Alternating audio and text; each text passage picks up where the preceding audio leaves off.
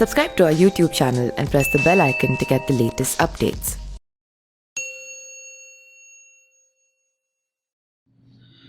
नमस्कार, मैं पिंटू सिंह यादव आप सभी का स्वागत करते हैं न्यूज लाइव में। दोस्तों, जैसे जैसे जहां भी चुनाव आता है वहां की हलचलें तेज हो जाती है और वहां की उस बात को लेकर, उस पॉलिटिक्स के लेकर, उस राजनीति को लेकर और खास करके पॉलिटिकल पार्टी में कई सारे लोगों की अलग अलग बयानें भी आने लगती है और उसको लेकर पूरे देश की नजर और खास करके उस राज्य की नजर और खास करके उस पार्टी के नेताओं की नजर जो है वो अपने चुनाव में पड़ जाती है। वैसा ही अब चुनाव गुजरात में आने वाला है। जी हाँ, गुजरात के निकाय चुनाव के बारे में मैं बात कर रहा हूं। दरअसल बात करें तो गुजरात में जो लड़ाई होती है वो कांग्रेस और भारतीय जनता पार्टी के बीच में होती है और ये लड़ाई हमेशा से कई दशकों से जो है वो मेनली कांग्रेस पार्टी और भारतीय जनता पार्टी के बीच में होती नजर आती है। कई बार कांग्रेस की सरकार रही तो कई बार बीजेपी की सरकार रहती है, लेकिन जिस तरीके से पूरे देश में कांग्रेस का अस्तित्व गिरा है, जहां पर बड़ी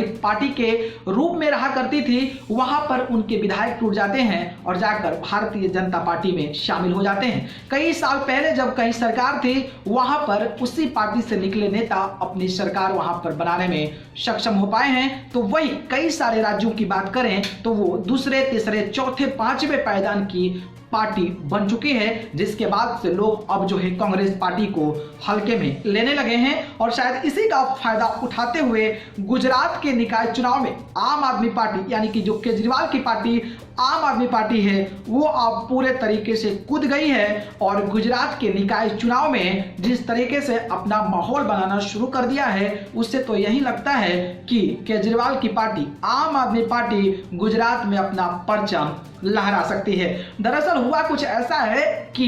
जो दिल्ली के शिक्षा मंत्री हैं और डिप्टी सीएम हैं मनीष सिसोदिया, वो गुजरात में कल जो है वो रोड शो किए थे और उस रोड शो में जो भीड़ देखने को मिली, बाप रे, मतलब जो भीड़ देखने को मिली, जैसा कि आप तस्वीरों में देख पा रहे होंगे, ये भीड़ दर्शाता है कि ये लड़ाई अब कांग्रेस नहीं बल्कि बीजेपी और आप यानी कि आम आदमी पार्टी होने वाली है। और जिस तरीके से पहली बार कोई चुनाव लड़ने वाले गुजरात में आम आदमी पार्टी को जब इतने लोग समर्थन में उतरे हैं, इतने लोग सपोर्ट कर रहे हैं, तो ये बात कहना लाजमी हो जाता है कि गुजरात में अब जो लड़ाई होने वाली है वो भारतीय जनता पार्टी और आम आदमी पार्टी के बीच में होने वाली है। और जिस तरीके से मनीष सिसोदिया पूरे एक्साइटेड होकर पूरे एनर्जी में गुजरात के रोड शो में दिखे, उसके बाद से इस तरीके की चर्चा पूरे राजनीति में होने लगी है। इस दौरान मनीष सिसोदिया ने कई सारे आरोप भी लगाए और उन्होंने कहा कि आप लोग अगर कांग्रेस को वोट देते हैं तो आप पता ही है कि कांग्रेस को जब वोट देते हैं तो कांग्रेस के विधायक टूटकर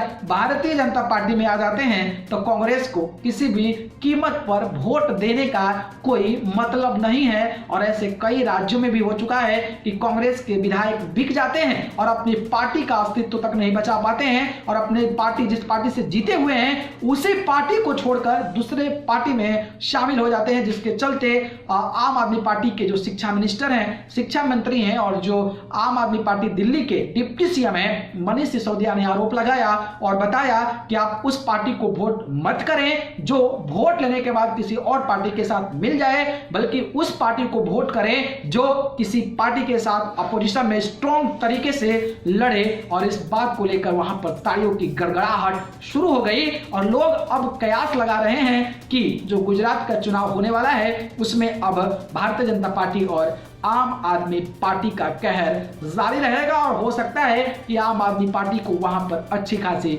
बढ़त भी मिले। आपकी क्या राय है इस बात को लेकर कमेंट बॉक्स में हमें जरूर बताइए। बाकी ये अपडेट पसंद आई हो तो लाइक कमेंट शेयर करिए और चैनल को पसंद करते हैं तो सब्सक्राइब कर जरूर जुड़िए। अगर आप मुझे सुनना चाहते हैं तो आप मुझे फेसबुक, इंस्टाग्राम, ट्विटर पर जाकर पिंटू सिंह यादव सर्च कर जरूर जुड़िए। मैं जो डिस्क्रिप्शन में लिंक दे दूंगा वहां से जाकर आप मुझे फॉलो कर सकते हैं। आप सभी को बहुत बहुत धन्यवाद। नमस्कार।